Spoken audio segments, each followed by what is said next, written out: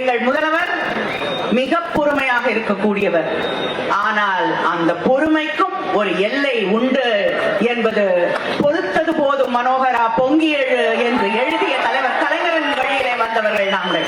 அதனால பொறுத்தது போதும் என்ற நாள் வருவதற்கு முன்னால் உங்கள் நாவை அடக்குங்கள், உங்களுடைய நடத்தையை சரி செய்து கொள்ளுங்கள் என்று கேட்டுக்கொள்கிறேன். கனிமொழி அக்காக்கு பிரச்சனை ஆகி போச்சு. அவங்க பிறந்த நாளுக்கு போஸ்ட் அடிச்ச பிறகு சட்டப்பேரவை நோக்கி மகளிர் அணி ஒரு போஸ்டர், கலைஞர் கருணாநிதி ஐயா அவனுடைய உண்மையான வழித்தோன்றல் அப்படின்னு அது ஒரு போஸ்டர்.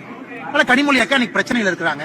அதனால இந்த போராட்டத்துல இந்த மாதிரி ரெண்டு சொன்னா தான் கனிமொழி அக்கா தப்பிக்க முடியும். அவங்களுக்கு அவங்க பிரச்சனை, எல்லோருக்கும் ஆளுநரை பயன்படுத்தி அவங்க பிரச்சனையிலிருந்து தப்பிக்க வேண்டும். கனிமொழி அக்காவை பொறுத்தவரை அவர்களுக்கு ஒட்டி இருக்கக்கூடிய பிறந்தநாள் சுவரொட்டியிலிருந்து அவர்கள் தப்பிப்பதற்கு ஆளுநரை பயன்படுத்துறாங்க. முதலமைச்சரை பொறுத்தவரை அண்ணா யூனிவர்சிட்டி பிரச்சனையிலிருந்து தப்பிக்கிறதுக்கு அவர் ஆளுநரை பயன்படுத்துறாங்க. இன்னைக்கு ஆளுநரை பொறுத்தவரை பகடைக்காயாக ஒரு அரசியல் கட்சியும் பயன்படுத்துகிறார்கள் என்பதுதான் நிதர்சனமான உண்மை.